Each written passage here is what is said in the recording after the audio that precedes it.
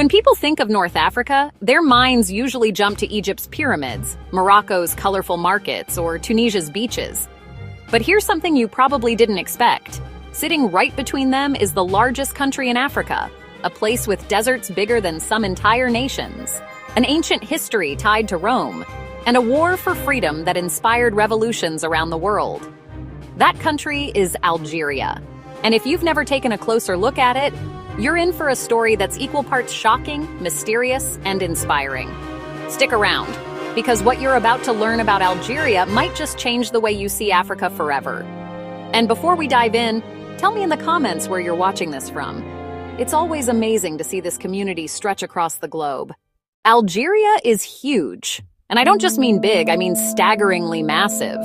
Covering about 919,590 square miles, Algeria is the 10th largest country on Earth. To put that in perspective, it's bigger than Greenland, 3 times the size of Texas, and larger than all of Western Europe combined. But here's where it gets interesting. Even though Algeria is so massive, more than 4/5 of it is swallowed up by the Sahara Desert.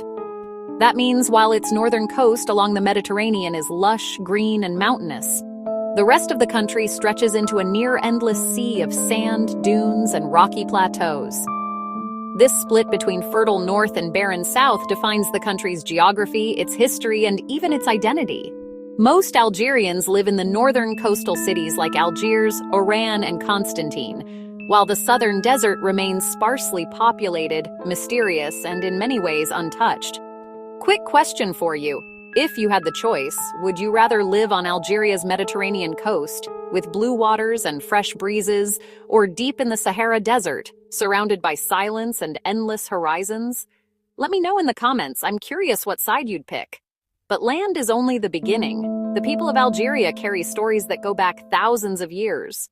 Long before modern borders, before Islam, before even Rome, Algeria was home to some of the earliest human settlements.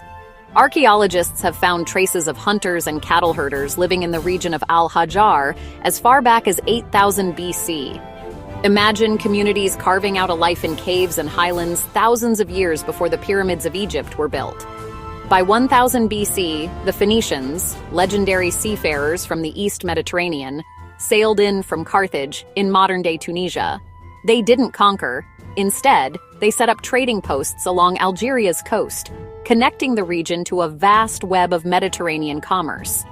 But the real turning point came with the rise of the Berber king Massinissa.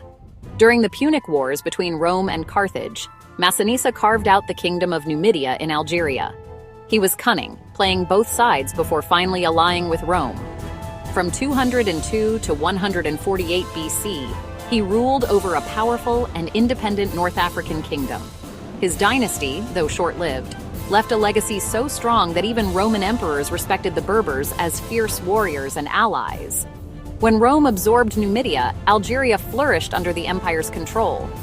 Roads, aqueducts, and entire Roman cities sprang up across the region. If you walk through Algeria today in places like Timgad and Jamila, you can still see Roman amphitheaters, mosaics, and temples preserved in the desert. Wait a second. Think about that. You could literally be walking across a desert in Africa and suddenly realize you're standing on the exact same roads Roman legions marched 2,000 years ago. But empires never last forever. And as Rome weakened, a new force swept across North Africa, bringing with it a religion that would forever change Algeria. In the 7th century, Arab armies surged across North Africa, bringing Islam with them. The transformation was immediate and profound. Within a generation, Algeria's coastal cities, Algiers, Oran, Constantine, Annaba, had not only converted to Islam but were thriving centers of trade, culture, and scholarship. But here's the twist. Algeria was never just Arab.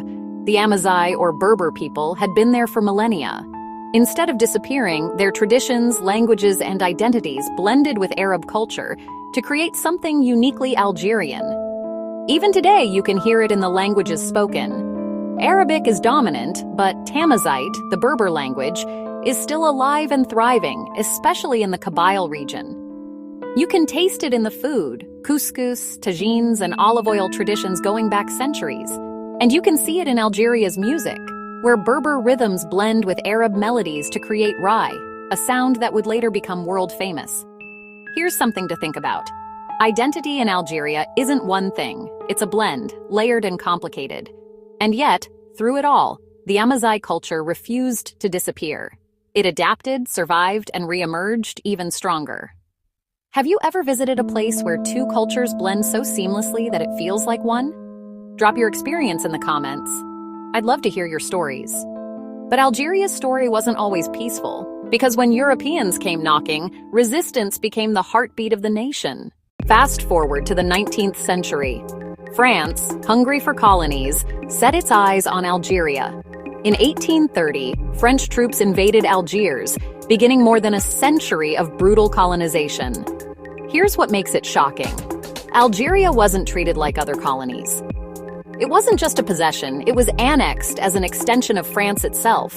That meant millions of French settlers moved in, taking the best farmland and building European-style towns, while Algerians were pushed to the margins. Resentment grew quickly. Families lost land that had been theirs for centuries. Traditional culture was suppressed.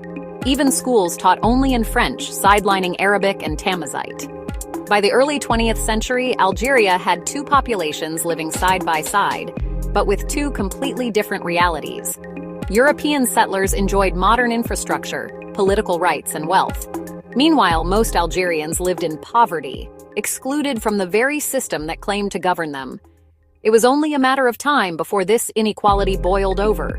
And boil over it did, into one of the bloodiest wars for independence the world had ever seen.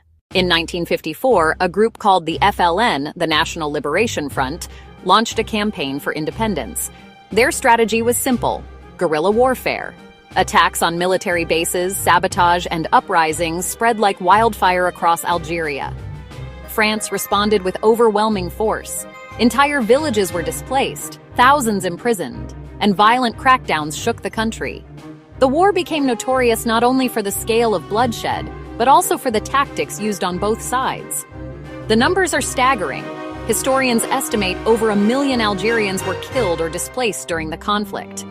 And yet, through it all, the will for freedom never died. By 1962, after 8 brutal years, Algeria finally won its independence. The world took notice. Algeria's struggle became a symbol of anti-colonial resistance, inspiring liberation movements in Africa, Asia, and beyond. Let me ask you this. Have you ever studied a moment in history where ordinary people refused to accept oppression, no matter the cost? Share it in the comments. I'd love to hear which stories inspire you most. But as you'll see, independence was only the beginning. When Algeria became independent in 1962, there was joy, pride, and a sense of rebirth. But with freedom came enormous challenges.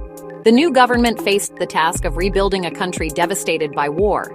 Land had to be redistributed, institutions rebuilt, and an economy created from scratch. At first, Algeria leaned heavily on socialism and state control. Oil and gas, newly discovered in the Sahara, promised wealth, and for a while it looked like prosperity was within reach. But oil wealth is a double-edged sword. It brought money, but it also fueled corruption, inequality, and political unrest. By the 1990s, Algeria fell into a dark period, a civil conflict sparked by political tensions. For nearly a decade, violence rocked the country. Even though peace eventually returned, some say the shadows of that conflict still linger in Algerian politics today. But Algeria is more than its struggles. It is also resilience, culture, and a youthful energy that refuses to fade. Let's talk about what really makes Algeria shine: its people and its culture. Algeria is a melting pot where Arab and Amazigh traditions live side by side. Music is one of the clearest examples. Rai, born in the city of Oran, mixes traditional rhythms with modern instruments. It became so powerful that artists like Cheb Khaled carried it onto the world stage. Food? Algeria's cuisine is rich, flavorful, and deeply tied to its history. Couscous, often called the North Africa's national dish, is everywhere. Spices, olives, lamb, and fresh vegetables fill traditional dishes that are both hearty and healthy. Language is another fascinating layer.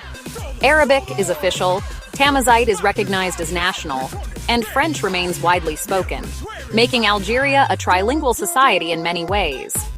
Here's a stat that might shock you. Nearly 75% of Algeria's population is under 25 years old.